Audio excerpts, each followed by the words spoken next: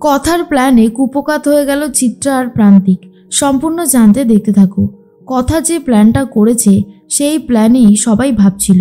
তার মধ্যেই অগ্নি চলে এসেছিল প্রান্তিকের বাড়িতে। প্রান্তিকের ঘরে এসে ভালো করে সার্চ করতে থাকে। কথা তখন বলে, পাচক মশাই, আমরা তো একটা প্ল্যান করেছিলাম, আপনি আবার কেন প্রান্তিকের বাড়িতে আসতে গেলেন? আমার মনে হয় আপনি ভুল দেখেছেন। অগ্নি তখন বলে, আমি কোনো ভুল দেখিনি, আমি যা দেখেছি তা একদম ঠিকই দেখেছি। তুই কেন আমার কথা বিশ্বাস করতে চাইছিস না বলতো? তখনই কথা বলে, আচ্ছা ঠিক আছে, আমরা এই ঘরটা ভালো করে একটু সার্চ করে দেখি, যদি কিছু পাওয়া যায়।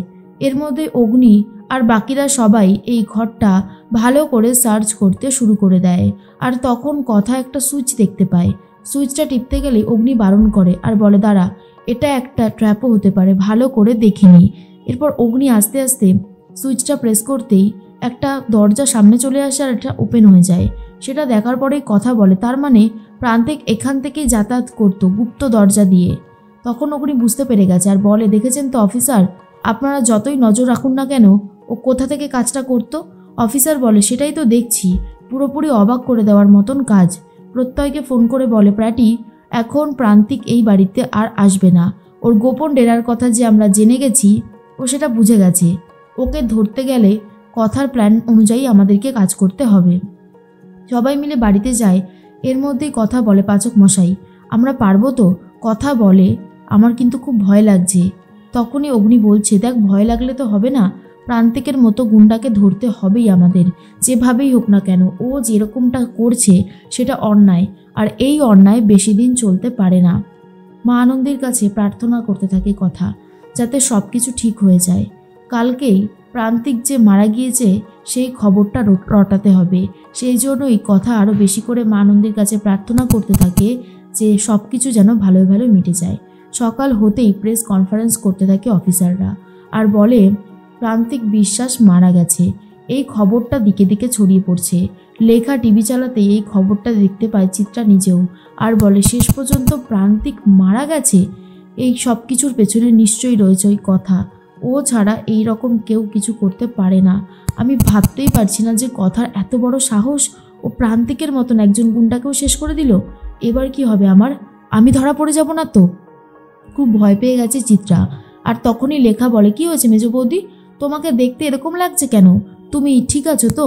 তখনই চিত্রা বলে, হ্যাঁ আমি ঠিক আছি, আসলে এরকম একটা খবর তো, তাই একটু বেশি করে চিন্তা হচ্ছিল। তখন লেখা বলে, আরে বাবা, সব ঠিক হয়ে যাবে, তুমি এত ভেবো না।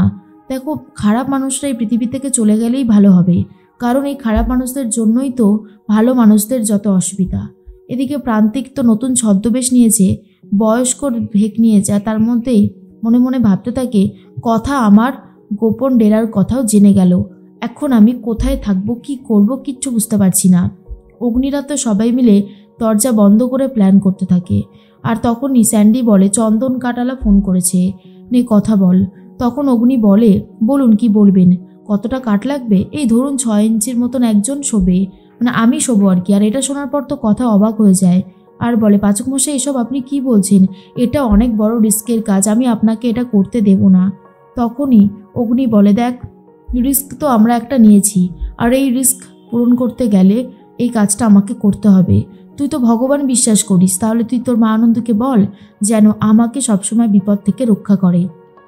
অন্যদিকে প্রান্তিক নিজে এই খবরটা দেখতে পায় আর বলে, এটা কি করে সম্ভব? পুলিশ কি বলছে এগুলো? আমি মারা গেছি? না, এটা তো হতে পারে না। আমিও দেখতে চাই আমার শেষকৃত্যে কিভাবে সব কিছু সম্পন্ন হয়। জয়দীপ বিশ্বাসকেও খবরটা জানানো হয়েছে। এরপর প্রান্তিক টিভিতে দেখে জয়দীপ বিশ্বাস ইন্টারভিউ দিচ্ছে আর জানাচ্ছে তার খুব খারাপ লাগছে, সে খুবই কান্নাকাটি করতে থাকে। তখন প্রান্তিক ভাবে, ড্যাডিও বিশ্বাস করে নিয়েছে? এটা কি করে সম্ভব? আমি মারা যাইনি বাপি, আমি একদম ঠিক আছি। তখন আশেপাশে সবাই বলতে থাকে, ঠিক হয়েছে, একটা খারাপ লোক মারা গেছে, বেশ হয়েছে। খারাপ মানুষদের এই পৃথিবীতে কোনো জায়গা নেই। প্রান্তিক মনে মনে ভাবে, এখন যদি আমি একে উচিত শিক্ষা দিতে পারতাম মনটা একটু হালকা হতো, কিন্তু আমি চাইলেও এখন কিছু করতে পারবো না। যা করার খুব সাবধানে করতে হবে আর বুঝে শুনে করতে হবে।